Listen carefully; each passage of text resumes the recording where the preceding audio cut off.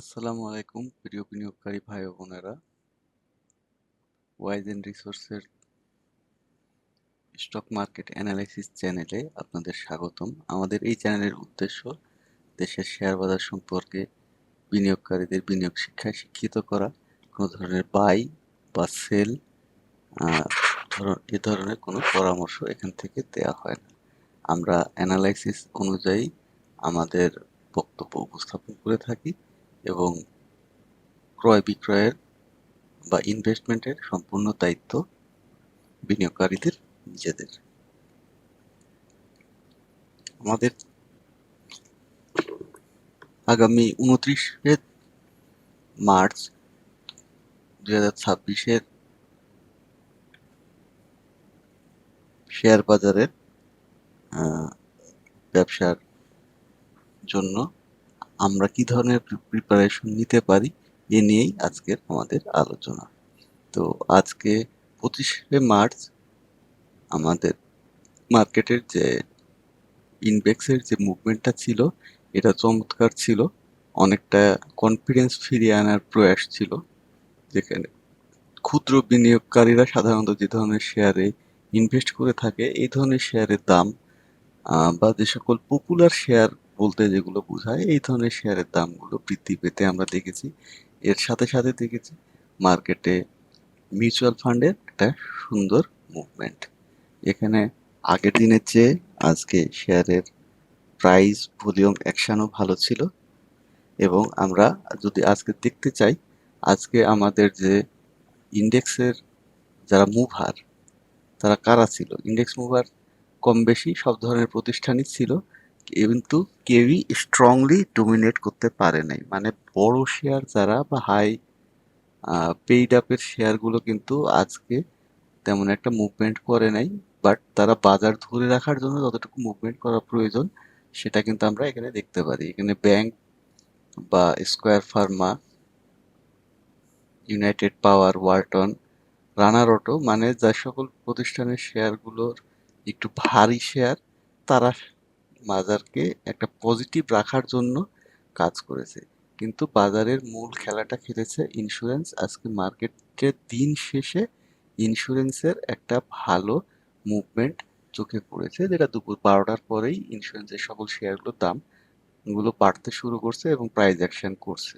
আমরা দেখেছি আজকে যারা ভালো টার্নওভার করেছে তাদের মধ্যে ইঞ্জিনিয়ারিং, ব্যাংক, ফার্মাসিউটিক্যাল, টেক্সটাইল এগুলো অন্যতম। বাট সবচাইতে মজার ব্যাপার হচ্ছে মিউচুয়াল ফান্ড অনেক নিচে থেকে উপরে চলে এসেছে এবং মিউচুয়াল ফান্ড বহুদিন পর একটা ভালো প্রফিট দিয়েছে। মিউচুয়াল ফান্ডকে আমরা যদি দেখতে যাই তাহলে আমরা দেখতে পাবো মিউচুয়াল ফান্ড কিন্তু অনেক দিন পরে প্রাইস অ্যাকশনে আসছে এবং একটা ভালো প্রাইস অ্যাকশন করছে। বাট এটা আমরা যদি দেখেন তাহলে মিউচুয়াল ফান্ড কিন্তু অলরেডি কম বেশি 10 থেকে 15% মতো প্রফিট দিয়ে দিয়েছে এবং আজকে যেটা দেখা গেছে এটা উপরের দিকে মোর অরলেস একটা ডোজি টাইপের ক্যান্ডেল তৈরি করার চেষ্টা করছে। কিন্তু যে পরিমাণ ভলিউম হয়েছে এখানে কমপক্ষে বোঝা যায় যে এখানে প্রফিট টেকিং হয়েছে, এটা যদি বলা হয় তাহলে ভুল বলা হবে না। এবং মিউচুয়াল ফান্ড কিন্তু সামনে আগামী জুন মাস পর্যন্ত একটা ভালো প্রাইস অ্যাকশন করবে। যদি ধরেন কেউ ভুল করে আজকে বাই করেছেন, আমি তাদেরকে বলবো না যে তারা আগামী কর্মদিবস বা তার পরের কর্মদিবসে এই দাম ধরে রাখতে পারবে কিনা বা এই দামটা থাকবে কিনা, এটা একটা বলাই বাহুল্য। বাট মিউচুয়াল ফান্ডগুলো জুন মাস পর্যন্ত একটা ভালো প্রাইস অ্যাকশনে যাবে। মিউচুয়াল ফান্ডের একটা সেক্টর মুভমেন্ট করার জন্য যে সকল ক্রাইটেরিয়াগুলো দরকার সেই ক্রাইটেরিয়াগুলো অলরেডি মিউচুয়াল ফান্ড কমপ্লিট করছে। মিউচুয়াল ফান্ড গুলো প্রায় কম বেশি অধিকাংশ মিউচুয়াল ফান্ড, বিশেষ করে ছোট মিউচুয়াল ফান্ডগুলো কিন্তু ধীরে ধীরে ধীরে ধীরে একটা অবস্থা তৈরি করতে পারছে। এবং রিসেন্ট মিউচুয়াল ফান্ড সম্পর্কিত বিএসইসির যে সার্কুলার যেটা ছিল সেটাও মিউচুয়াল ফান্ডের দাম বৃদ্ধিতে হয়তোবা সহায়ক ভূমিকা পালন করলেও করতে পারে। এখন এইখানে যে রকম ভলিউম হয়েছে এই ভলিউমটা বলা যায় যে এখানে অনেকেই আছেন যারা প্রফিট টেকিং করছে এই দীর্ঘ সময়ে। এই যে অ্যাকুমুলেশন জোন এবং ভেরি স্পেসিফিক এটা ডারভাস বক্সের অ্যাকুমুলেশন জোন, এই পরেই প্রাইজ অ্যাকশনগুলো শুরু হবে বা শুরু হয়ে গেছে অলরেডি। বাট হয়তো বা যেহেতু মার্কেটের মুভমেন্ট একটু টাফ এই মুহূর্তে, ইরান যুক্তরাষ্ট্রের যে যুদ্ধ এবং এর সাথে যে গোটা বিশ্বের অর্থনীতির যে সম্পর্ক, এর উপর নির্ভর করে যদি বাজারে একটা বড় আপ ডাউনের ঘটনা ঘটতে থাকে, তাহলে এর সাথে ম্যাচ করে মিউচুয়াল ফান্ড মুভমেন্ট করবে। বাট মিউচুয়াল ফান্ডের মুভমেন্ট আগামীতে আমরা একটা পজিটিভ মুভমেন্টের দিকে যেতে দেখব। আর এখন যেটা মিউচুয়াল ফান্ড যেটা কারেকশন হয়তো বা আগামী 2-3 দিন দেখতে পারি, কিন্তু আলটিমেটলি মিউচুয়াল ফান্ড সুযোগ পেলে উপরের দিকে উঠার চেষ্টা করবে। আপনারা দেখতে পারেন বহু বছর মিউচুয়াল ফান্ডে কোনো বিজনেস আসে নাই, সবসময় মিউচুয়াল ফান্ড একটা স্ল্যাগিশ ভূমিকা পালন করে গেছে। বাট এই জিনিসটা আগামীতে হয়তোবা আমরা কম দেখতে পাবো, মিউচুয়াল ফান্ডকে সামনে একটা মুভমেন্টের দিকে দেখতে পাবো। বাট আজকের যে ভলিউম, আজকের যে ক্যান্ডেল এবং মিউচুয়াল ফান্ডের আরএসআই এখন প্রাইস 70, আমরা হয়তোবা আগামীকালকেও মিউচুয়াল ফান্ডের প্রাইস অনেক শেয়ার, মিউচুয়াল ফান্ডের অনেক ইউনিটেরই আমরা দেখতে পাবো এগুলো হল্টেড টল্টেড হয়ে গেছে। কিন্তু দিন শেষে প্রাইস ধরে রাখতে পারে কিনা এটা একটা প্রশ্ন থেকে যায়। এর ভিতর দিয়ে আমরা আরেকটা জিনিস দেখতে পেয়েছি যে মিউচুয়াল ফান্ড ছাড়াও মার্কেটে ইন্স্যুরেন্সের একটা ভালো মুভমেন্ট, যেটা দুপুর 12টার পর থেকে শুরু হয়ে গেছিল। অধিকাংশ ইন্স্যুরেন্সই প্রাইস অ্যাকশন করেছে এবং ইন্স্যুরেন্স প্রায় দুই থেকে প্রায় 1 থেকে 1.5 মাস পরে, 1 থেকে 1.5 মাস পরে আজকে প্রাইস অ্যাকশনে যেটা গেল সেটা হচ্ছে একটা কমপ্লিট অ্যাকুমুলেশন হওয়ার পরে একটা প্রাইস অ্যাকশনে গেছে। আমরা এর আগেও দেখছি যে মার্কেট যখন মুভমেন্টে গেছে তখন সবার আগে ইন্স্যুরেন্স মুভমেন্টে গেছে, আবার মার্কেট যখন কারেকশনে আসছে তার অনেক আগে থেকেই ইন্স্যুরেন্স কারেকশনে চলে গিয়েছিল। তো ইন্স্যুরেন্সের কারেকশনটা মোটামুটি শেষ, ইন্স্যুরেন্সের প্রাইস কারেকশন কমপ্লিট, ইন্স্যুরেন্সের টাইম কারেকশনটাও কম বেশি কমপ্লিট হয়ে গেছে।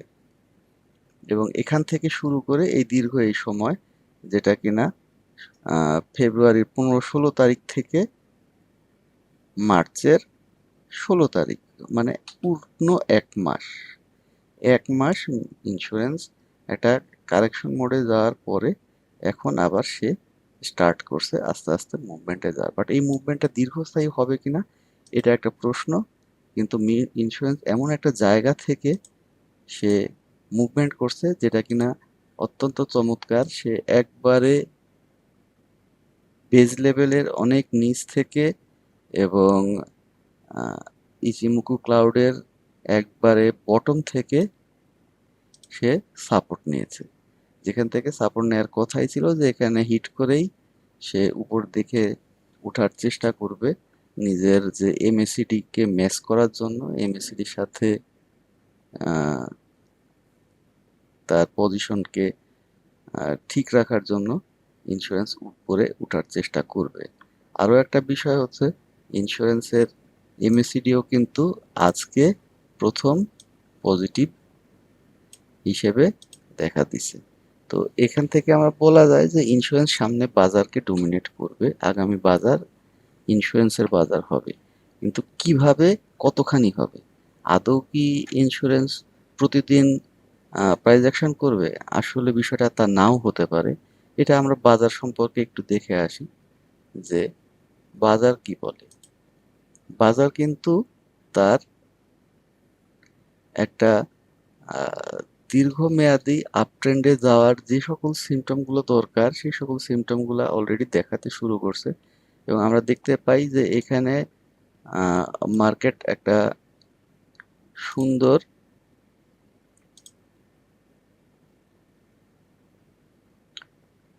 Cup with handle pattern create করার জন্য চেষ্টা করতেছে।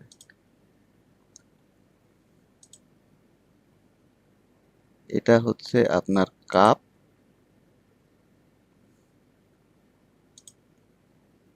আর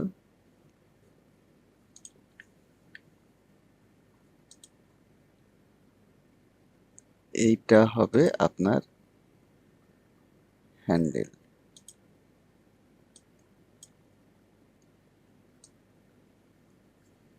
তো এই ধরনের একটা কাপ উইথ হ্যান্ডেল প্যাটার্ন আমরা দেখতে পাই। তো বাজারের কিন্তু কারেকশন এই মুহূর্তে শেষ এ কথা বলবো না, কারণ রিসেন্ট টাইমে যে কারেকশনটা হয়েছে এটা খুব কুইক কারেকশন। এটা হয়তোবা যে টাইম কারেকশনটা যেটা হওয়ার কথা ছিল সেটার জন্য মার্কেটকে কিন্তু আরো কিছুদিন কারেকশনের মধ্যে থাকতে হবে বা হতে পারে। এর সবচেয়ে বড় যে উদাহরণটা এখানে আসতে পারে সেটা হচ্ছে বাজার আবার এই লাইনে এসে টাচ করার পসিবিলিটি রাখবে, এখান থেকে টাচ করে সে আবার এদিকে উপরের দিকে উঠে যাবে। আর সাধারণত আপনারা জানেন যে কাপ উইথ হ্যান্ডেল প্যাটার্ন যখন হয় তখন এর পরবর্তী মুভমেন্ট যেটা হয় সেই মুভমেন্টটা হয় কিন্তু এর সাথে ম্যাচ করে আরো উপরের দিকে আমরা একটা কাপ উইথ হ্যান্ডেল প্যাটার্ন দেখতে পাবো। তো যদি আমরা কাপ উইথ হ্যান্ডেল প্যাটার্ন এখান থেকে দেখতে পাই তাহলে এই প্যাটার্নটা হতে পারে ঠিক এইরকম। অর্থাৎ এখানে যে ধরনের একটা কাপ হইছে ঠিক সেম কাপ উইথ হ্যান্ডেল আমরা এখানে পাবো। অর্থাৎ আমরা যদি ধরে রাখি যে বাজার মোটামুটি 2027 সালের জুন পর্যন্ত একটা পজিটিভ ভাইব্রেশনে থাকার সম্ভাবনা আছে, এবং আগামী যে সময়গুলো আমরা পাবো সেখানে এই ধরনের একটা আপ ট্রেন্ডের বাজার বা ঊর্ধ্বমুখী বাজার আমরা দেখতে পাবো। কিন্তু এর যৌক্তিকতাটা আসলে কতখানি, যদি আহ, ইরান আহ, যুক্তরাষ্ট্রের যে যুদ্ধ, এই যুদ্ধটা যদি দীর্ঘমেয়াদে চলতে থাকে তাহলে কি আদৌ এই ধরনের বাজার আমরা পাওয়ার সম্ভাবনা থাকবে? হয়তোবা না। কারণ এর আগে আমরা যখন রাশিয়া ইউক্রেন যুদ্ধ দেখেছি সেখানে কিন্তু সকল ইন্ডাস্ট্রি কিন্তু এফেক্টেড হয় নাই। কিছু খাদ্য ইন্ডাস্ট্রি এফেক্টেড হয়েছিল এবং কিছু জ্বালানি ইন্ডাস্ট্রি এফেক্টেড হয়েছিল, সেটাও আবার তারা সারা বিশ্বের যে ইকোসিস্টেম বা অর্থনৈতিক সিস্টেম বা খাদ্যের যে সিস্টেম, তারা কিন্তু প্রতিটা দেশই তার নিজের যে খাদ্যের যোগান সেটা কিন্তু তারা ম্যানেজ করে নিতে পেরেছিল। কম বেশি হয়তো 1-2 মাস একটু সমস্যা ছিল, বাট এই যুদ্ধ যখন দীর্ঘায়িত হয় এর প্রভাব ইউরোপীয় জনগণের উপরে গিয়ে পড়ে।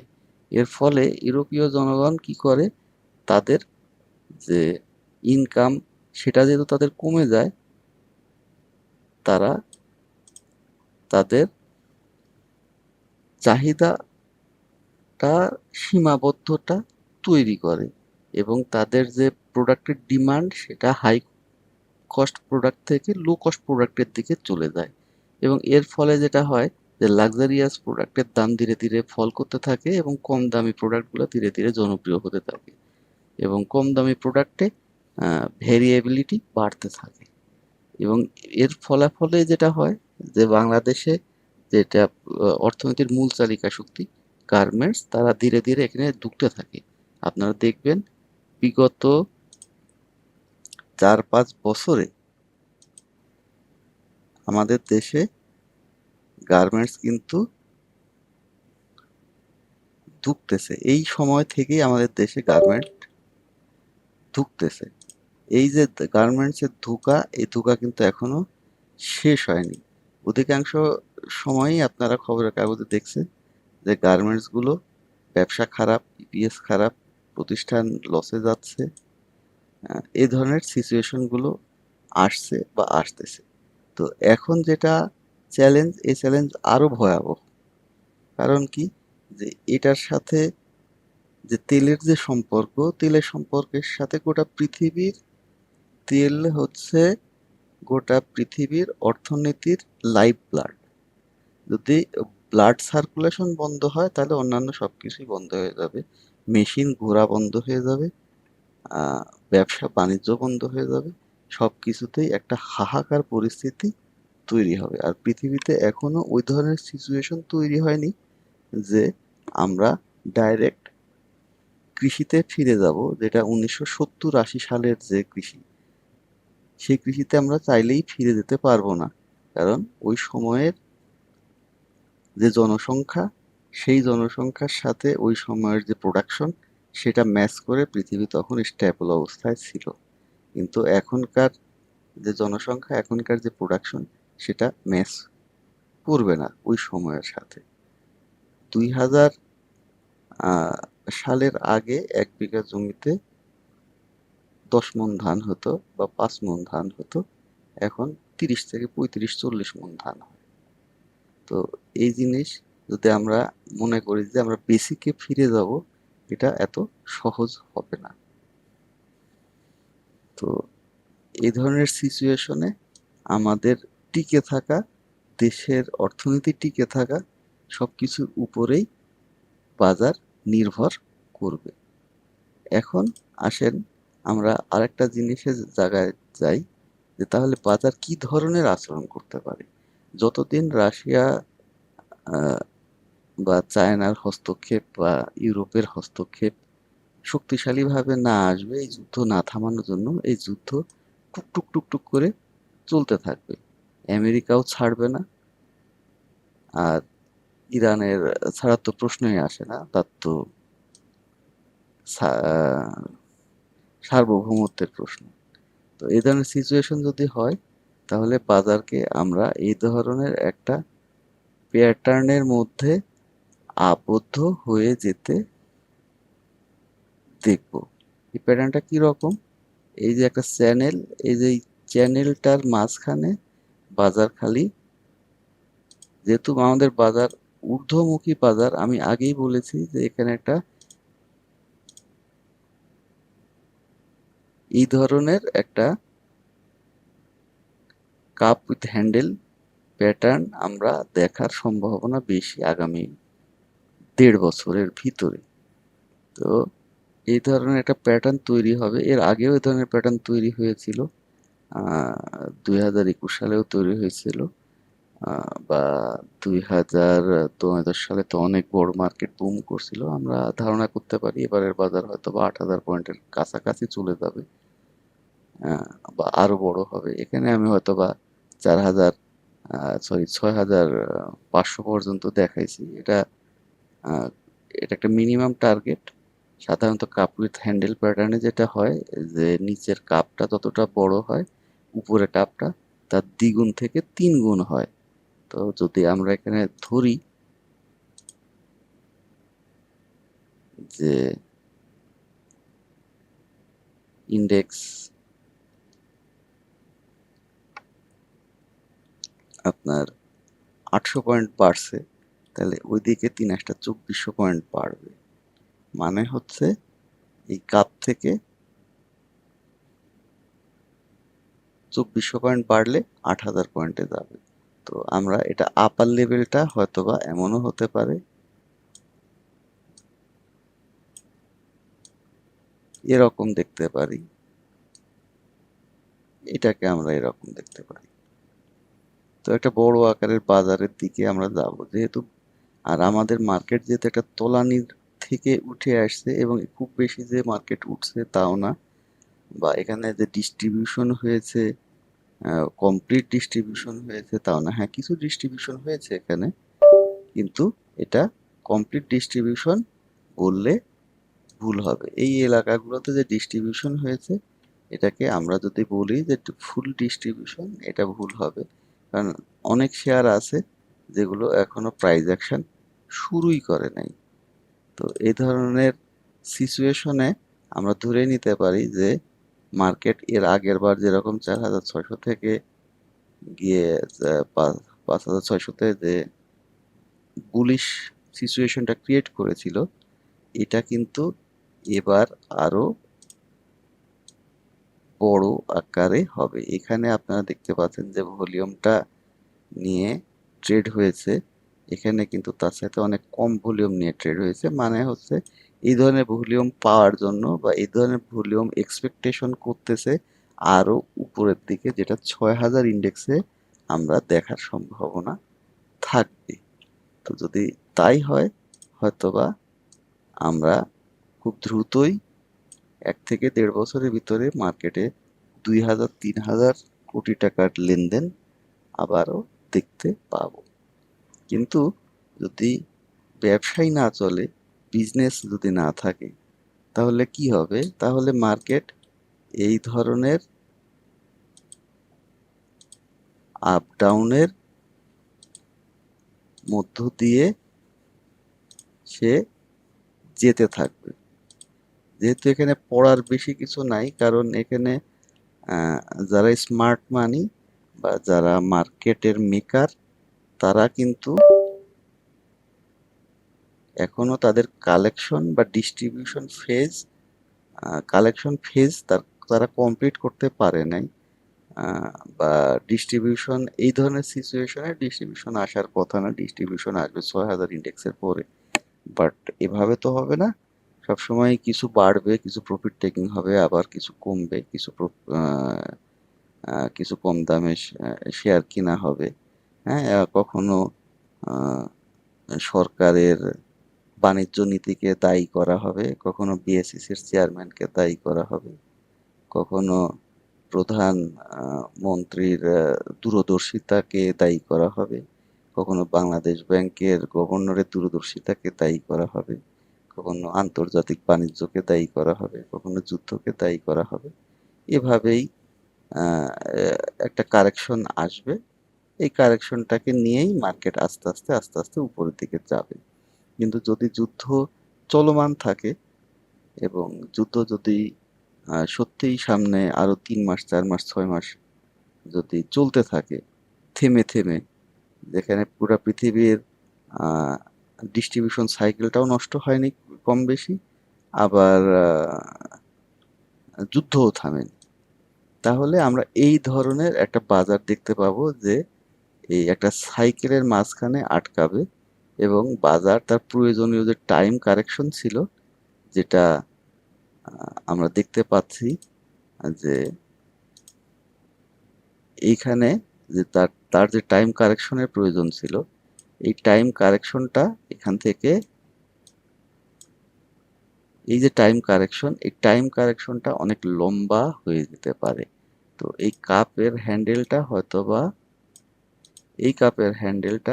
হয়তোবা এরকম দীর্ঘ সময়ের জন্য আমরা এরকম দেখতে পারি যে একটা ছোট একটা বৃত্তের মাঝখানে 5% থেকে 10% প্রফিটের মাঝখানে বাজার একটা লম্বা পিরিয়ডের জন্য আটকায় গেছে, যেটা 1 মাস, 2 মাস, 3 মাস, 4 মাসও হতে পারে, যেটা হয়তোবা আমার ধারণা যদি যুদ্ধ শেষ হয়ে যায়, এটা হয়তোবা 10 দিন লাগবে বা 5 দিন লাগবে, এর ভিতরেই বাজার আপ ট্রেন্ডে মুভমেন্ট করা শুরু করবে। তো আপনার মনে হয় যে আপনার হাতের শেয়ারটা এই মুহূর্তে বিক্রি করাটা আসলে অতটা খুব একটা বেশি গুরুত্বপূর্ণ না, কারণ আপনি বিক্রি করলে যে খুব বেশি কম দামে আপনি কিনবেন তাও না, আবার আপনি যদি কিনেন আপনি খুব বেশি দামে যে বিক্রি করতে পারবেন তাও না। তো যারা বিনিয়োগ অলরেডি এখানে প্রফিট টেকিং করেছেন এবং নিজের এই যে এই ধরনের পজিশনে যারা প্রফিট টেকিং করেছেন, আহ, তাদের জন্য আমার সাধুবাদ থাকবে যে তারা আসলে ইন্ডেক্স বুঝে গেলেন, যেভাবেই হোক মার্কেট ভালো অ্যানালাইসিস করেছেন এবং মার্কেট রিড করতে পেরেছেন। তারা সামনে কম দামে যে কোনো শেয়ার এন্ট্রি দিলেও দিতে পারেন। তবে যে কোনো শেয়ার মানেই যে আপনার হাই বিগ পেডিআপের শেয়ারে আপনি এন্ট্রি দিবেন, এটা করলে কিন্তু ভুল হবে, কারণ বিগত 1-2 সপ্তাহ যদি আপনি বাজার অ্যানালাইসিস করেন, আপনি দেখবেন যে প্রথমে যারা যে শেয়ারগুলো ভালো প্রফিট করেছে সেগুলো বেসিক্যালি ছিল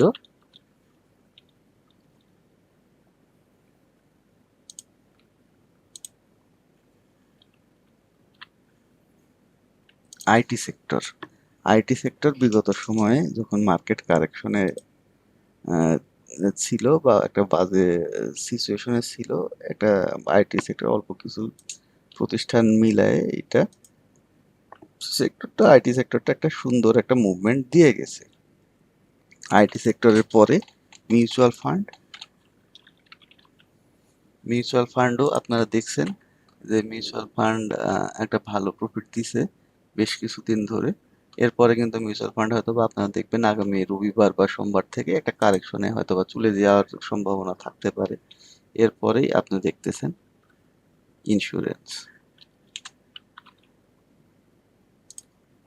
তো এর ভিতরে আমি যেটা বলবো যে ইন্স্যুরেন্সের কারেকশনটা অলমোস্ট ওভার, কারণ এটা তার প্রয়োজনীয়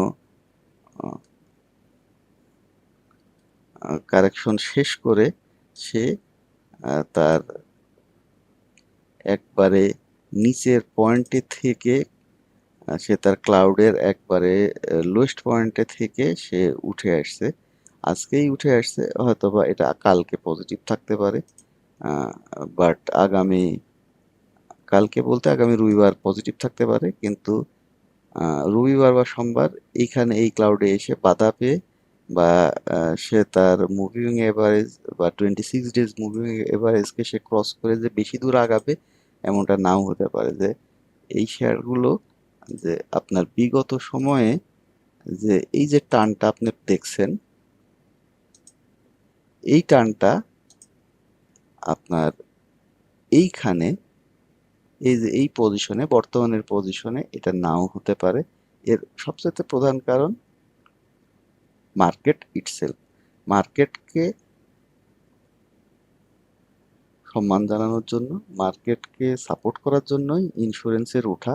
মার্কেটকে সম্মান জানানোর জন্য, মার্কেটকে সাপোর্ট জানানোর জন্যই হয়তোবা আগামী মঙ্গলবার থেকে ইন্স্যুরেন্স কারেকশনে চলে যেতে পারে। মানে রবিবারে আপনি কিনবেন, কিনলেই যে আপনি বৃহস্পতিবার মঙ্গলবারে প্রফিটে বিক্রি করতে পারবেন এমন কোনো গ্যারান্টি এই বাজার দেয় না। এই বাজারে আপনাকে কিনতে হলে আপনাকে রিস্ক নিয়ে কম দামে কিনতে হবে। রিস্ক নিয়ে এখন গত দিনের মতো যেরকম বাজার 65 পয়েন্ট পড়ে গিয়েছিল, ওই রকম পয়েন্টেই আপনাকে এন্ট্রি নিতে হবে এবং অনেকটা লটারির মতন হবে বাজারটা। কিন্তু যদি আপনি অ্যানালাইসিস করতে পারেন, আপনি যদি মার্কেট সম্পর্কে জানেন, আপনার শেয়ারের সম্পর্কে যদি আপনার পূর্ণাঙ্গ ধারণা থাকতে পারে, আমার মনে হয় আপনি এই বাজারে ভালো করার সুযোগ থাকবে, প্রফিট নেওয়ার সুযোগ থাকবে। এই জন্য আমার অনুরোধ, আপনারা পুরা পোর্টফোলিও শেয়ার না কিনে 50% বা 40% বা 30% বাই সেলের মধ্যে থাকেন, শেয়ারে এভারেজ করতে থাকেন, নেটিং করতে থাকেন এবং পোর্টফোলিওতে একটা হ্যান্ডি অ্যামাউন্ট খালি রাখেন, যাতে কিনা আপনি কঠিন সময়ে এখান থেকে ভালো শেয়ার কম দামে কিনতে পারেন। অনেক শেয়ার কম দামে আছে, অনেক ভালো শেয়ার কম দামে আছে, আপনারা চাইলেই কিনতে পারবেন। বাট আপনি যদি বিগ পেইড আপ বা মিড ক্যাপের শেয়ার কিনেন, তাহলে আপনাকে হয়তোবা দেখা যেতে পারে যে দীর্ঘ সময়ের জন্য আপনাকে অপেক্ষা হতেও পারে। যেরকম আপনি যেমন ধরেন অলিম্পিক, দীর্ঘ সময় এই শেয়ারে কোনো প্রাইস অ্যাকশন নাই। ইউনাইটেড পাওয়ার, প্রাইস অ্যাকশন নাই। কেডিএস, প্রাইস অ্যাকশন নাই। এগুলো কি খারাপ? এগুলো কি পোষা কোম্পানি? মোটেই না। এরা প্রত্যেকেই ব্যবসা দিবে, এদের প্রত্যেকটা শেয়ারই ভালো ব্যবসা দেবে, বাট তারা তাদের নিজস্ব যে টাইম স্প্যান এটা তারা পার করতেছে এবং একটা সময় গিয়ে যখন মার্কেট ওকে হবে, মার্কেটে যখন 1000 কোটির উপরে ভলিউম হবে, আপনি এই সকল শেয়ারগুলোতে প্রফিট দেখতে পারবেন। তার আগ পর্যন্ত এদেরকে নিয়ে আপনি বসে থাকেন, ডিমে তা দেন, হয়তোবা একটা সময় বাচ্চা ফুটবে। আর যদি এমন হয় যে রাশিয়া ইউক্রেন যুদ্ধের মতো দীর্ঘ সময়ের জন্য আহ, অর্থনীতি স্লাগিশ অবস্থায় যায়, তাহলে হয়তোবা ধীরে ধীরে এখান থেকে আপনার বাজারকে আপনি পড়তেও দেখতে পারেন। এমনও হতে পারে যে মার্কেট আবার নিচের দিকে চলে আসতেছে। তো যদি মার্কেট নিচের দিকে চলে আসে, সেক্ষেত্রে কি ধরনের নিচে আসবে, কোন পরিস্থিতিতে নিচে আসবে, এটা একটা গুরুত্বপূর্ণ প্রশ্ন।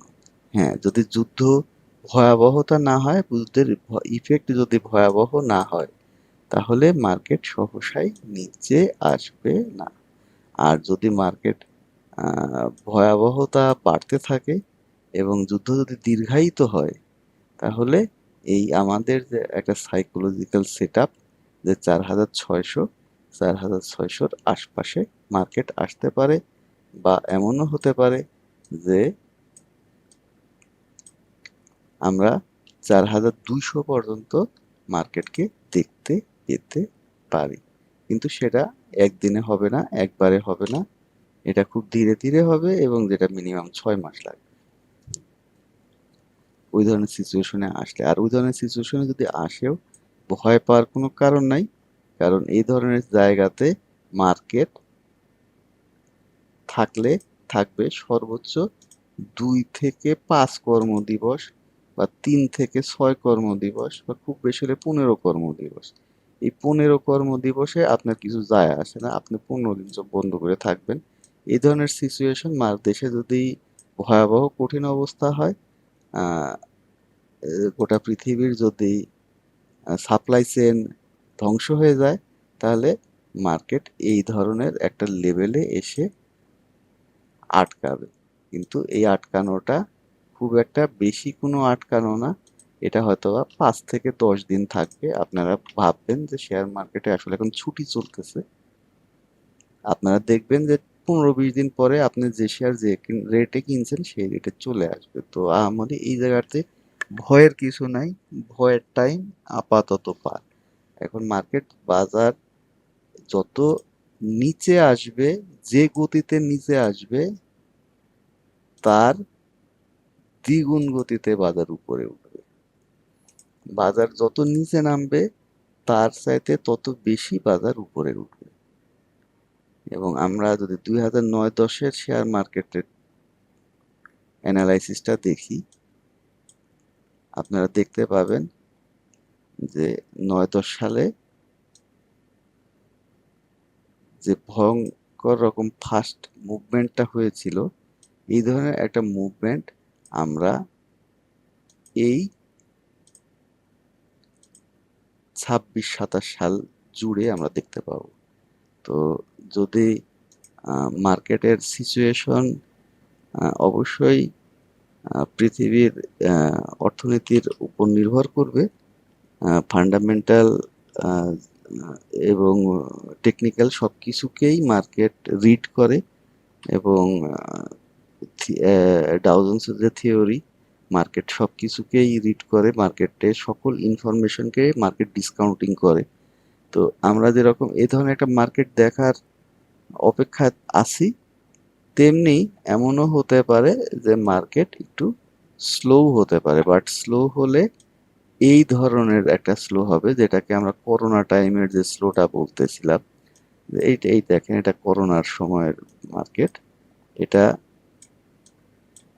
এই যে বর্তমানের বাজারের যে চার্ট, এই চার্টের সাথে করোনার বাজারের চার্টের একটা হুবহু মিল আপনারা দেখতে পাবেন।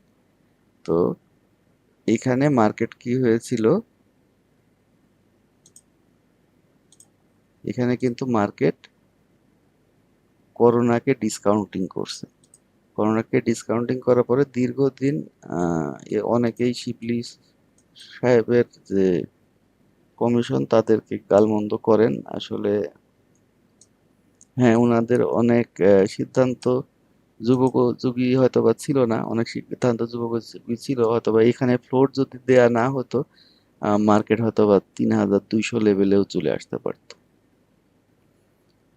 বাট এর নিচে আর যেত না। বাট যদি এমনটা হতো, এটা একটা ইফেক্টিভ মার্কেট হতো, এখান থেকে একটা বড় বুল রান আমরা দেখতে পেতাম। 3,200 থেকে 3,000, 5,000, 6,000 পর্যন্ত একটা বড় বুল রান আমরা দেখতে পেতাম।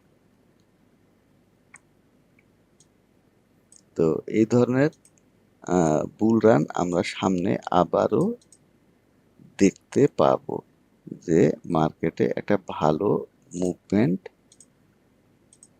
আসবে, এই ধরনের একটা ভালো মুভমেন্ট মার্কেটে আসবে এবং একটা দীর্ঘমেয়াদী পজিটিভ বিজনেস, এই করোনা পরবর্তী সময়ের মতো দীর্ঘমেয়াদী একটা পজিটিভ বিজনেস আমরা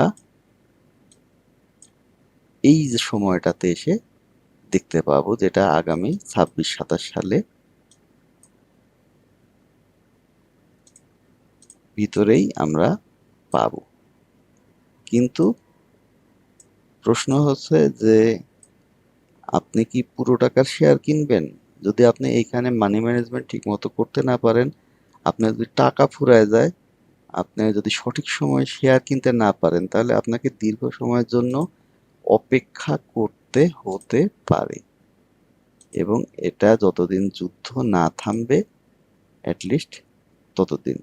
আর যুদ্ধ যদি দ্রুত থেমে যায়, তাহলে আমরা খুব দ্রুতই এরকম একটা কাপ উইথ হ্যান্ডেল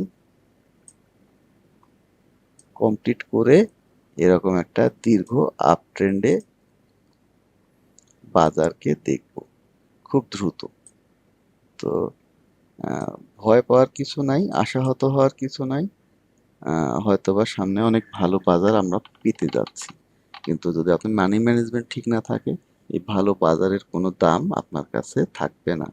আপনি দেখা যাবে যে মার্কেট, আপনি একটা শেয়ার কিনেছেন 40 টাকা করে, এটার দাম কখনো 25 টাকায় নামতেছে, কখনো 39 টাকায় উঠতেছে, কখনো 30 টাকায় নামতেছে, কখনো 45 টাকায় উঠতেছে। আপনার 3-4% বা 10%, 20% প্রফিট পাচ্ছেন। তো আপনি যদি মানি ম্যানেজমেন্ট ঠিক করে রাখতে পারেন, তাহলে ভবিষ্যতে আপনার জন্য এখানে ব্যবসা করা অনেক সহজ হওয়ার সম্ভাবনা থাকবে। তো আমরা যেরকম এখন যেটা বলতেছিলাম, যে ইন্স্যুরেন্সটা একটা ভালো পজিশনে আসছে, ইন্স্যুরেন্স কি আপনারা দেখবেন? আমার উত্তর হচ্ছে এই মুহূর্তে না, কারণ ইন্স্যুরেন্সের মুভমেন্ট অলরেডি শুরু হয়ে গেছে। রবিবার আপনি ইন্স্যুরেন্স কিনলে আরো 5% বা 3% রেট হাই দিয়ে কিনতে হবে। অলরেডি আজকে ইন্স্যুরেন্সগুলো 5%-এর মতো মুভমেন্ট দিছে।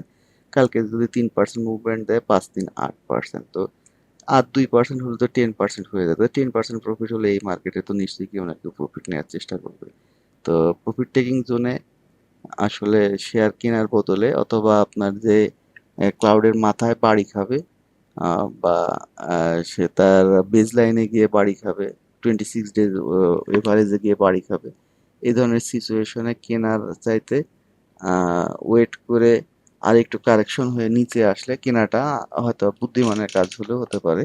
বাট যদি মার্কেটে কোনো সেক্টর সেক্টর ওয়াইজ মুভমেন্ট করে এই মুহূর্তে, তাহলে সেটা ইন্স্যুরেন্স আফটার মিউচুয়াল ফান্ড। এটা ইন্স্যুরেন্স। মিউচুয়াল ফান্ডের আগে আমরা বেশ কিছু জেড ক্যাটাগরি শেয়ারকে দেখছি, যেগুলো দীর্ঘ সময় বন্ধ ছিল, বাট তারা আসলে আহ, আপনাদেরকে ভালো প্রফিটও দিয়ে গেছে। যারা কিনেছেন তাদের জন্য সাধুবাদ।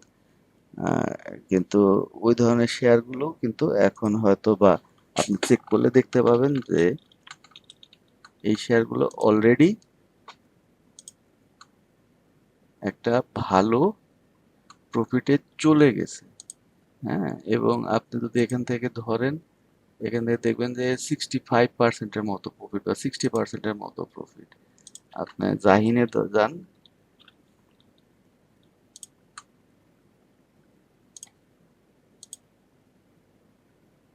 50% প্রফিট। তো আপনি এখন যদি শেয়ার কিনেন, এই ধরনের শেয়ার কিনেন, আমার মনে হয় যে আসলে একটু কঠিন হতে পারে। তবে মার্কেটের যে সিচুয়েশন, এখানে জেড ক্যাটাগরি বা লো পেইড আপের ভালো শেয়ার বা লো পেইড আপের সেক্টর, এই ধরনের জায়গায় থাকাটা হয়তো বা বুদ্ধিমানের মতো কাজ হতে পারে। এবং আপনারা দেখছেন যে এখানে একটা সেক্টর ওয়াইজ প্লেয়ার একটা পসিবিলিটি থাকতেছে। সেক্ষেত্রে সবচাইতে ফার্স্ট মুভমেন্ট দিয়েছে আইটি সেক্টর।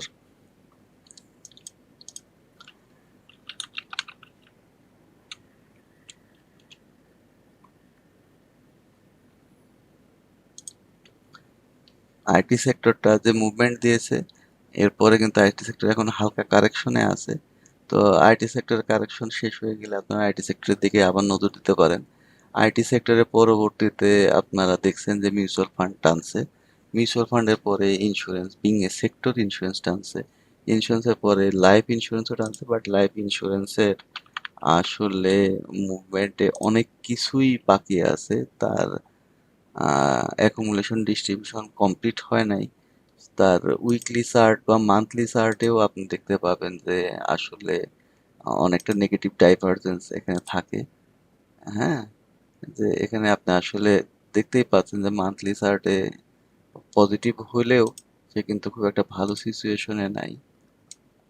6 মান্থেও আপনি দেখতে পাবেন যে সে ভালো অবস্থাতে উঠার জন্য চেষ্টা করতেছে। তো তার যে চেষ্টা করতেছে এটা তার প্রাইস অ্যাকশনের ভিতরেই পাওয়া যাবে, যে সে 5% 7% বাড়ার পরেই দম থেমে যাচ্ছে, সে আবার নিচের দিকে এসে 5% 7% আসতেছে, বা মার্কেট যখন ডাউন হচ্ছে তখন সে অনেক বেশি ডাউন হচ্ছে। আপনি প্রগতি লাইফটাই দেখি, প্রগতি লাইফ, লাইফ ইন্স্যুরেন্সের আসলে বেঞ্চমার্ক শেয়ার এবং লাইফ ইন্স্যুরেন্সের লিডার, এই ল্যাকিং ইন্ডিকেটরটা বাদ দিতাম।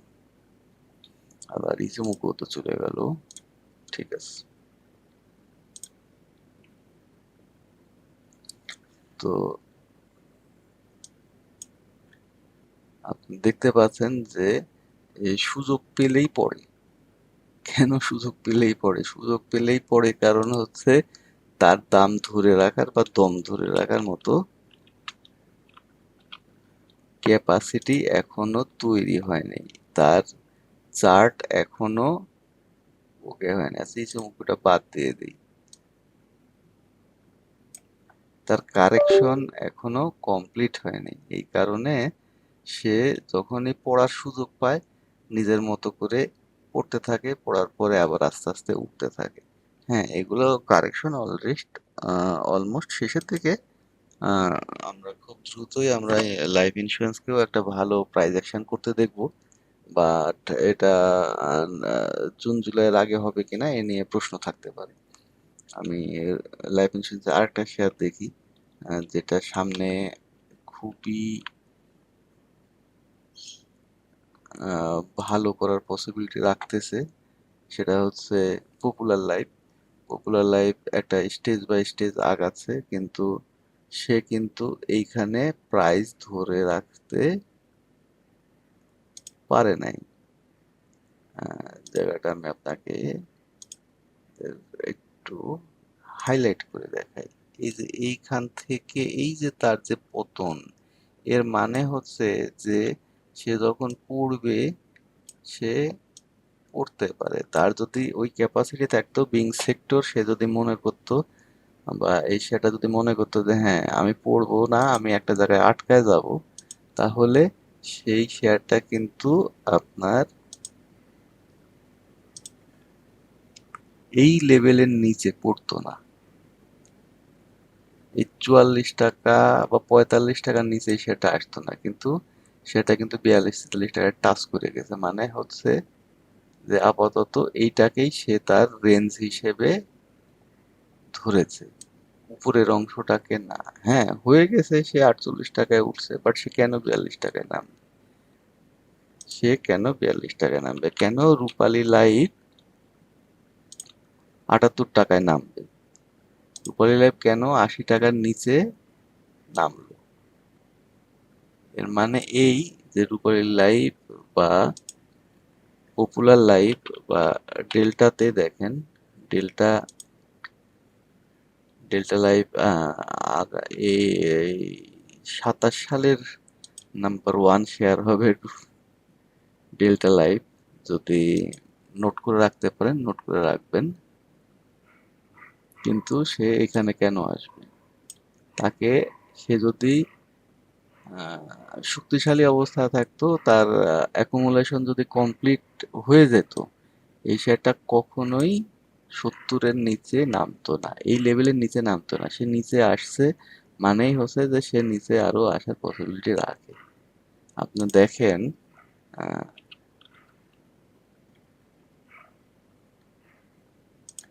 এই এবং এই যে পুরা লাইফ সেক্টরেই আপনারা এই ধরনের একটা সিচুয়েশন পাবেন। তো এই দিক থেকে আপনাদের জন্য বেস্ট অপশন হচ্ছে ইন্স্যুরেন্স। এনি ইন্স্যুরেন্স আপনি যান, সে কিন্তু তার প্রিভিয়াস লোয়ার লোকে টাচ করে নাই। সেটা আপনি প্রিভিয়াস লোয়ার লো থেকে সে একটা বড় জায়গা উপরে আছে। এশিয়া ইন্স্যুরেন্সের কথা বললাম, এশিয়া ভালো করছে, ঠিক আছে, এশিয়া বাদ দিই, মেঘনাতে দিয়ে যাই। মেঘ যেটা দাম পড়ছে, হুম, ঠিক আছে, আসেন। মেঘনাতে কিন্তু সে তার প্রিভিয়াস যে লোয়ার লো তার উপর থেকে কিন্তু সে উঠে গেছে, সে এখান থেকেই ব্যাক আপ নিয়েছে। তার মানে সে আপ ট্রেন্ডে যাওয়ার ইচ্ছা পোষণ করতেছে। এক্সপ্রেস ইন্স্যুরেন্সে যান, এই দেখেন সে কিন্তু এই বক্সের মাঝখানে আছে। তার মানে হচ্ছে কি যে এ কিন্তু এখান থেকে আরেকটু বেশি উপরে উঠবে। কেন উঠবে অন্য সব শেয়ারের চাইতে? এখানে ডিফারেন্ট রিজনিং হচ্ছে তার ভলিউম ভয়ঙ্কর রকম ভাবে কমে গেছে। এত কমে গেছে ভলিউম যে এই ভলিউমে এখানে আর ট্রেড হবে না। একে ট্রেড করতে হলে একে প্রাইস আপ করে ট্রেড করতে হবে। তো this is beauty of insurance sector. আপনি ইন্স্যুরেন্স সেক্টরে যে কোনো শেয়ারে যান, আপনি এই ধরনের একটা সিচুয়েশন দেখতে পাবেন। নর্দার্ন ইন্স্যুরেন্স, এখান থেকে সে আস্তে আস্তে প্রাইস অ্যাকশনে যাবে। সোনার বাংলা সেম রিজন, সে কিন্তু প্রিভিয়াস যে হাই, এই হাইটাকেই সে তার বেঞ্চমার্ক হিসেবে ধরে নিয়েছে। এখান থেকে সে সাপোর্ট নিয়ে সে উঠে চলে গেছে। সে কিন্তু এর চাইতে বেশি নিচে নামে নাই। তো অধিকাংশ ক্ষেত্রেই আপনি এই জিনিসটা পাবেন। স্ট্যান্ডার্ড ইন্স্যুরেন্স বলেন, প্যারামাউন্ট ইন্স্যুরেন্স বলেন, অধিকাংশ ক্ষেত্রেই আপনি দেখবেন যে ইন্স্যুরেন্স বিং সেক্টর সে আগাচ্ছে। আর আরো ভালো কথা, আপনারা যদি সিটি জেনারেল দেখেন, city general is the ultimate destination of all insurance. City general তার রাস্তা দেখাইছে যে আমি এইভাবে বেড়েছি, তুমি এইভাবে আসতে পারো। তো এইটাই হচ্ছে ইন্স্যুরেন্সের টার্গেট। ইন্স্যুরেন্সের টার্গেট এই ধরনের। কিন্তু সিটি জেনারেল যেরকম টুকটুক টুকটুক করে বাড়ছে, অন্যান্য ইন্স্যুরেন্স এভাবে বাড়বে না। সিটি জেনারেল যেরকম এভাবে ধীরে ধীরে বাড়ছে, কারেকশন হয়েছে, ডিস্ট্রিবিউশন হয়েছে, বাড়ছে, কারেকশন হয়েছে, ডিস্ট্রিবিউশন হয়েছে, আবার প্রাইস অ্যাকশন করছে। আহ, অন্যান্য ইন্স্যুরেন্স খুব কুইক বাড়বে। যেটা সিটি জেনারেল আগের সময়েও আপনি দেখতে পাইছেন যে তারা ধীরে বাড়ে এবং ধীরে শেয়ার ছাড়ে।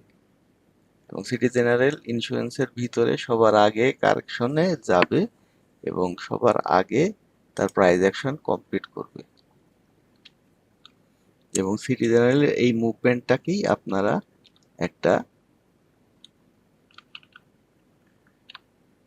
টার্গেট হিসেবে ধরে রাখতে পারেন যে অধিকাংশ ইন্স্যুরেন্স এইদিকে আস্তে আস্তে মুভমেন্টে যাবে। আর আপনি যদি জিগজ্যাগ প্যাটার্নের কোনো শেয়ার দেখতে চান যেখানে আপনি খুব দ্রুত প্রফিট করবেন, প্রতিদিন বা 2 দিন 3 দিন পর পর নেটিং করবেন, আপনার জন্য সেনা কল্যাণ ইন্স্যুরেন্স। এটা ভালো ম্যানেজমেন্ট, ভুল না হলে এটা আর্মিদের শেয়ার।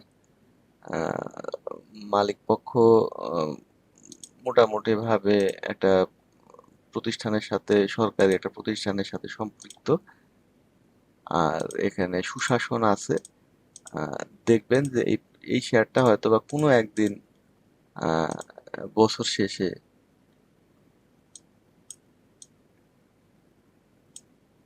100 হয়ে গেছে, আপনি টের পাবেন না।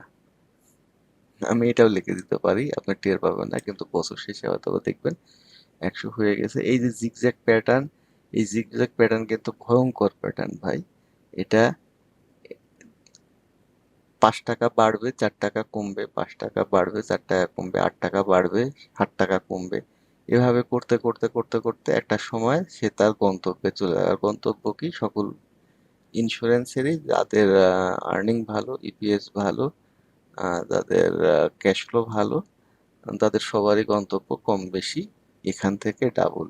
মানে বর্তমানে যে রেট আছে এখান থেকে ডাবল। হয়তোবা যদি আপনারা দেখেন যে এই ধরনের একটা সিচুয়েশন যখন আসবে তখন ততদিনে আপনার হয়তো একটা 3 গুণ 4 গুণ দামও হয়ে যাবে।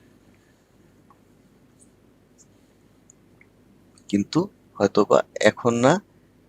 এখন যদি আপনার ব্যবসা করতে চান আপনাদেরকে অবশ্যই পোর্টফোলিও হিসাব নিকাশ করে মার্কেট সম্ভাব্য পতনের বিষয়গুলোকে ধরে রেখে কতখানি নিচে নামতে পারে তার উপরে নির্ধারণ করে আপনাকে আগাতে হবে। এই যেমন একটা ছোট্ট একটা জিনিস, এই কিছুক্ষণ আগে খবরে আসছে যে দ্বীপ দখলের পরিকল্পনায় জড়িত এক আঞ্চলিক দেশকে কড়া হুঁশিয়ারি ইরানের। এই দ্বীপটা আমরা সবাই জানি যে এই দ্বীপটা হচ্ছে ইরানের পরমাণবিক যে আহ, ইরানের যে তেল বিক্রির যে হাব, সেটা হচ্ছে এই খারগতি। এই দ্বীপ থেকে ইরানের অধিকাংশ তেল ট্রান্সপোর্ট হয়, এখান থেকেই ইরানের তেল বিক্রি হয়। তো এই দ্বীপটা আমেরিকা দখল করে নিতে যাচ্ছে। যদি এই দ্বীপটা আমেরিকা দখল করে নিতে পারে তাহলে ইরানের পক্ষে এই হরমুজ প্রণালী দিয়ে বা হরমুজ প্রণালী দখল করে আহামরি তেমন কোনো লাভ হবে না। কারণ ইরান তার ডান হাত আর বাম হাত দুই হাতই কেটে ফেলা হবে যদি এই দ্বীপটা আমেরিকা দখল করে। তো এই ধরনের অনেক বিষয় থাকবে। এই ছোট একটা দ্বীপ, এটা 5 বর্গ কিলোমিটারের দ্বীপ। সেন্ট মার্টিনের চাইতেও ছোট। সেন্ট মার্টিন 12 বর্গ কিলোমিটারের, আর খার্গো দ্বীপ হচ্ছে 5 বর্গ কিলোমিটারের।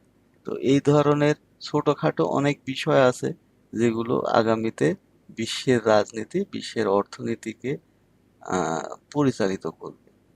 তো সময় আছে তো, এত তাড়াহুড়া তো কিছু নাই। 3 দিনে বড়লোক হওয়ার দরকার নাই তো। 3 দিনে 3টা হল্টেড, বাপরে বাপ। আহ, এমনটা না হলেও হয়তোবা চলবে। যদি আপনার টাকা ঠিক থাকে আপনি ব্যবসা করেও করতে পারবেন। আর এখন যদি আটকায় যান হয়তোবা কেমন হবে আল্লাহ জানে। আর এটা ঠিক যে মার্কেটের যে স্বাভাবিক কারেকশন এটা কিন্তু এখনো শেষ হয় নাই। মার্কেটের স্বাভাবিক কারেকশনটা যদি শেষ হতে হয় মার্কেটকে আরেকটু সময় ধরে নিয়ে কাজ করতে হবে। আরেকটু সময় মার্কেটকে দিতে হবে। এটা হয়তো 5 থেকে 10 কর্মদিবস, যেটা তার স্বাভাবিক কারেকশনের যে সময়টা ছিল মোটামুটি ফেব্রুয়ারির 16 তারিখ থেকে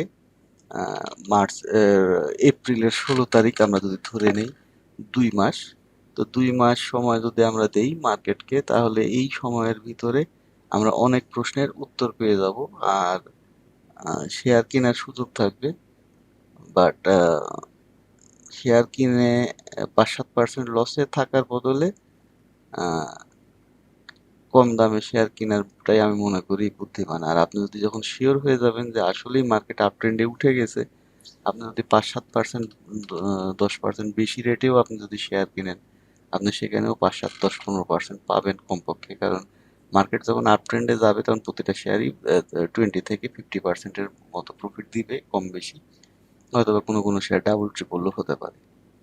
তো এরকম একটা শেয়ার আমি আপনাদেরকে দেখাচ্ছি যে আহ, এই শেয়ারটা কিন্তু এটা কাশেম ড্রাইসেল, যেটা পরবর্তীতে কাশেম ইন্ডাস্ট্রিজ নাম হয়েছে। তো এটা কিন্তু একটা জিগজ্যাগ প্যাটার্নের শেয়ার। এই শেয়ারটা 20 টাকায় নেমে গেছিল। 20 টাকা রেটে দীর্ঘদিন ছিল এখানে। এরপর থেকে আপনার একটা জিনিস খেয়াল করবেন, এই শেয়ারটার কিন্তু প্রাইস অ্যাকশনটা অত্যন্ত চমৎকার। প্রতিটা জায়গাতে সে একটা যে লোয়ার লোটা করছে ওটাই তার সর্বশেষ লোয়ার লো, এর নিচে কিন্তু সে আর নামে নাই। এভরিহোয়ার মার্কেট যতই আপ হোক আর ডাউন হোক সে কিন্তু উপরের দিকে গেছে। এবং এই উপরের দিকে যাওয়াটা কিন্তু কম বেশি চলমান প্রক্রিয়ার মধ্যেই আছে। তো এই শেয়ারটা একটা দীর্ঘমেয়াদী আপ ট্রেন্ডে যাওয়ার জন্য চেষ্টা করতেছে, এবং এটা কম বেশি জিগজ্যাগ স্টাইলেই যাচ্ছে। তো যদি তাই হয় তাহলে আপনারা এটাকে ইন ফিউচার, অথবা তার যে পুরনো রেট ৮০ টাকা, ৭০ থেকে ৮০ টাকা তার যে পুরনো রেট, এই রেটটার দিকে আপনি দেখতে পাবেন। তো এই ধরনের অনেক শেয়ারই আছে যে শেয়ারগুলো আপনি বা আপনারা সামনে দেখবেন ভালো প্রাইস অ্যাকশন করতে, এবং এই ধরনের একটা জায়গাতে এই শেয়ারের অবস্থানটা দেখতে পাবেন, এই ধরনের জায়গাতে পাবেন। এবং এটা খুব বেশি দিন দূরে না, প্রাইস অ্যাকশনের সময় প্রায় হয়ে আসছে, কারণ এই শেয়ারটাকে কেউ ফেলতে পারতেছে না। এই 20 টাকা, 30 টাকা, 35 টাকার রেঞ্জে আনা যাচ্ছে না। যতটাই মার্কেট কারেকশন হোক, এই শেয়ারটা আর নিচের দিকে যাচ্ছে না। তো আলটিমেট ডেস্টিনেশনটা উপরের দিকে। এদের যে ডিএসসি ওয়েবসাইটে যে ইপিএস বা অ্যানাউন্সমেন্ট গুলো আছে, ওগুলো আপনি পড়লেও দেখতে পাবেন প্রতিটা জিনিসই পজিটিভের দিকে যাচ্ছে। আর যেহেতু আহ, কাশেম ইন্ডাস্ট্রিজ ব্যাটারি প্রোডাকশন করে, এটা আপনারা ভালো করে জানেন, নাম্বার ওয়ান প্রোডাক্ট ব্যাটারি। তো আপনারা এটাও ভালো করে জানেন যে যখন বিএনপি সরকার ক্ষমতায় আসে, তখন কোন সেক্টরে ক্রাইসিস সর্বোচ্চ থাকে এবং কোন সেক্টরে প্রফিট সর্বোচ্চ থাকে। তো সেক্ষেত্রে আহ, কাশিম ইন্ডাস্ট্রিজের ব্যবসা, বা রহিমা আফরোজ বা হ্যামকো, ভলভো, এদের ব্যবসাদের সামনে ভালো হবে, এটা খুব সহজেই অনুমান করা যায় বা অনুমান করা যেতে পারে।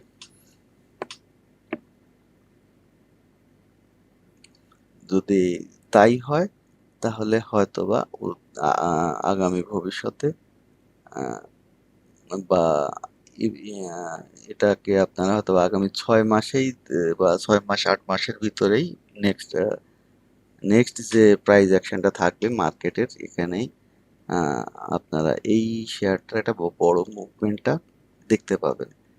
তো এই ধরনের সিচুয়েশনে আসলে আমরা যদি ইসিমোকু দিয়ে দেখি, এখানে কিন্তু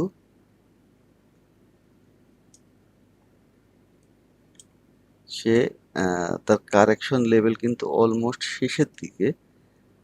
যদি অধিকাংশ শেয়ারে আপনি এরকম চার্ট পাবেন, কারণ মার্কেটের সাথে এই চার্ট মিলানো। কিন্তু একটা জুন এন্ডিং এর শেয়ার ডিসেম্বর এন্ডিং এর বাজারে প্রফিট দিচ্ছে, এটা কিন্তু একটা চমৎকার ব্যাপার। এই জিনিস কিন্তু সবাই দিতে পারতেছে না। বাট ডিসেম্বর এন্ডিং এর এই শেয়ারটা কিন্তু এই সরি, জুন এন্ডিং এর এই শেয়ারটা কিন্তু ডিসেম্বর এন্ডিং এর সময়ও মোটামুটি ভালো প্রফিট দিয়ে গেছে। যদি কেউ ব্যবসা এখানে নেটিং করতে চান, বা একটা সুইং ধরে ধরে ব্যবসা করতে চান, আপনারা মোটামুটি একটা ভালো সুইং পাবেন, এবং প্রতি মাসে মিনিমাম একবার থেকে দুইবার 5 থেকে 8% বা 15%-এর ব্যবসা করতে হবে। আর বেশি ব্যবসা করতে দরকার হয় না। এত প্রফিট করে কি করবেন? সব তো দেখা যাবে যে কোনো একটা সময় দেখবেন 25%, 30%, 35% নাই হয়ে গেছে। তো খুব বেশি লাভ না করে কম কম প্রফিট করেন, নিজের পোর্টফোলিওকে ঠিক রাখেন। আর আপনাদের কোনো শেয়ারের অ্যানালাইসিস যদি প্রয়োজন পড়ে, বা যদি মনে করেন যে আমাদের অ্যানালাইসিসে আরো কিছু গুরুত্বপূর্ণ কোনো বিষয় অ্যাড করার দরকার, আমাদেরকে জানান, কমেন্ট বক্সে জানান, আমরা চেষ্টা করব। আর আমাদের সাথে থাকার জন্য আমাদেরকে লাইক করুন, সাবস্ক্রাইব করুন, তাহলে আমাদের যে ভিডিও সেটা আপনাদের নিকট পৌঁছায় যাবে দ্রুত।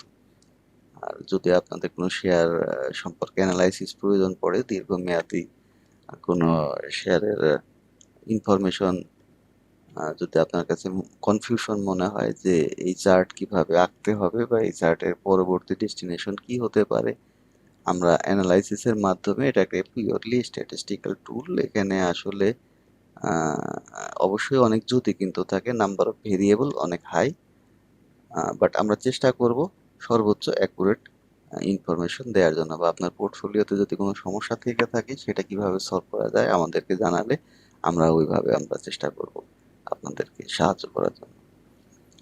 ধন্যবাদ। আমাদের ভিডিও আজকের মতো এখানেই শেষ করছি। আর অবশ্যই একটা ইনফরমেশন, এটা আপনাদেরকে আমরা জানাই যাচ্ছি যে আমাদের উদ্দেশ্য হচ্ছে আপনাদের ক্ষতিগ্রস্ত যারা আপনারা বিনিয়োগকারী আছেন তাদেরকে সর্বোচ্চ যতটুকু পারা যায় সাহায্য করার, যেখানে আপনাদের বিনিয়োগ শিক্ষায় আপনাদেরকে আমরা শিক্ষিত করতে চাই। এখান থেকে কিন্তু কোনো ধরনের বাই সেল পরামর্শ দেওয়া হয় না। আপনারা বাই সেল সিদ্ধান্ত আপনার যদি কোনো মনে হয় যে আপনারা বাই সেল সিদ্ধান্ত নেওয়ার জন্য কোনো সাহায্য নেবেন, আপনারা এক্সপার্টদের সাথে যোগাযোগ করলে করতে পারেন। আমাদের পক্ষ থেকে আপনাদেরকে সাহায্য করার সর্বোচ্চ চেষ্টা করা হবে, কিন্তু আমরা কোনো ধরনের পরামর্শ দিই না, এবং এই দায়িত্ব বাই সেল দায়িত্ব সম্পূর্ণ আপনার নিজের। ধন্যবাদ। আসসালামু আলাইকুম।